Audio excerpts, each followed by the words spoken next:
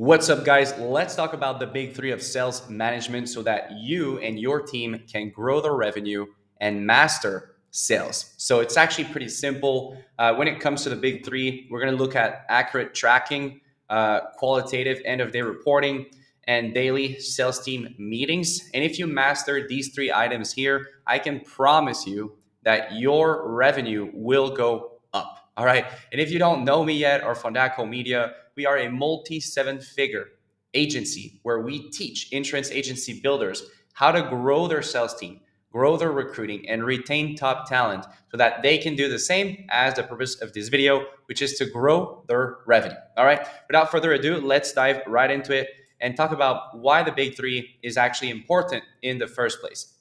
Now, the reason why we do the big three is so that we have a deep understanding of our sales team situation. Because if we don't understand its situation, then we're not able to see the problems. And if we don't see the problems, it becomes very hard to actually find a solution for it since we don't even see it in the first place, right?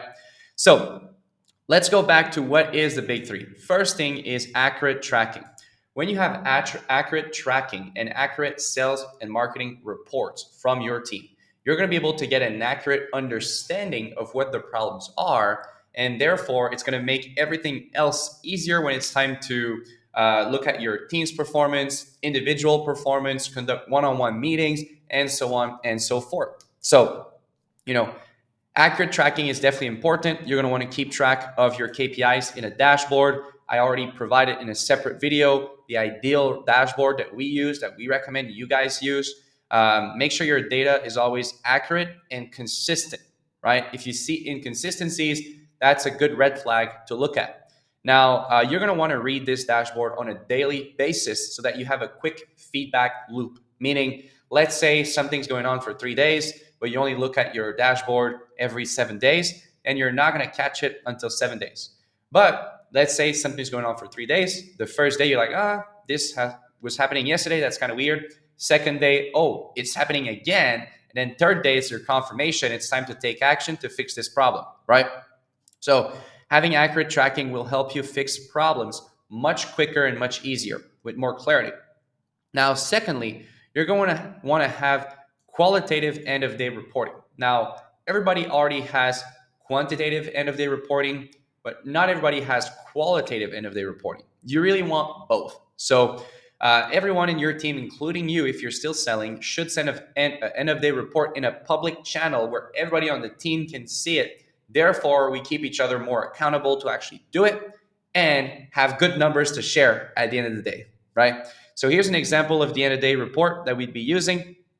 So first one here, obviously my name, end of day, Pavel, today's date, how many appointments did I have booked today? How many of those appointments showed up? How many offers did I make? So in other words, how many people were qualified enough that I could make an offer for them? And then how many policies were sold? How much premium was sold? How many recruits were coded if you're into recruiting? And then list every booked appointment, what happened, what was great, and what could be improved. So this is very good. If all of your agents do this, you're going to be able to see on a daily basis what their biggest problems are. Hey, he gave me this objection. He gave me this objection. He gave me this objection. Different agent. This objection. I need to get better at this, at that, at that. And then you can see and make your mind around what you need to be talking about in step 3 of the big three, which we're going to talk next. Okay. But this, again, helps you get better clarity as a sales team leader. How many self-set appointments? How's your physiology 1 to 10, right? Or do you have healthy habits that allow you to perform and succeed? How's your conviction and clarity? Because conviction is one of the number one driving factors of salespeople actually getting results. So if that's low, then you're going to want to address that. Did I serve people at my full potential today, right? So this is kind of like a self-accountability. Did I hit the activity levels, the focus levels that I wanted to have today? Really important. And am I going to hit my projections this week? So this whole end of day report only takes maybe like less than 5 minutes to fill out, but is going to be insanely invaluable for you as a sales team leader to be able to know exactly what's happening in all of your salespeople every day without having to micromanage them. And even for your salespeople, the fact that they have to think and look back at how their day was is going to help them gain more clarity on what they need to be working on to get better. So it's a win-win. All right. So now that you have this information, now you are armed with information to be able to conduct extremely valuable daily sales team meetings. I mean, daily, not weekly, bi-weekly, daily. Okay. So conducting daily meetings is going to be very important to not only give your team constant and consistent updates on how the situation is going, but mainly this is the flow or the cadence that we want to go with. We always start by sharing some wins so that we get each other pumped up and pumped up for the day and excited and so on and so forth. So those can be personal wins, sales wins, client wins, recruits wins, right? Anything positive is welcome. Then we're going to look at our projections, how many units we're supposed to hit this month and this week, and if we're on track, if not, what to adjust to go back on track. And then we're going to use the remaining time to go over some training. So if you have like a team of 10 people, wins and projections will take about 20 minutes. You still have a good 40 minutes to go through and do some call reviews, some sales process reviews, some objection handling reviews, and so on and so forth. So doing this daily training is going to be invaluable for your team. And then the additional meetings you'll want to have is a 20-minute one-on-one weekly where you look at first, are they hitting their projections? So results first. If they're making their results, then that's the end of the meeting. You tap them in the back, wish them good luck, and you talk with them for 20 minutes just about personal stuff or whatever you guys want to talk about. Now, if they are not making the results, you're going to want to look back at their pipeline. So is it because they've got tremendous amounts of follow-up or business that's about to go down? That's why they're a little bit behind. If you evaluate their pipeline and it's satisfactory, then you don't need to go and look at their activity levels. But if their results are not there, the pipeline that they've got going on is not sufficient for them to be able to make back for their missed projection in the next week or so, then you need to look at their activity levels. They're probably not doing what they should be doing. So having this cadence in your one-on-one meetings is going to be very valuable to make sure that you get down to the business and you don't, just talk about 20 minutes about excuses as of why this specific salesperson didn't make their projections. The truth is excuses don't matter, only results do, right?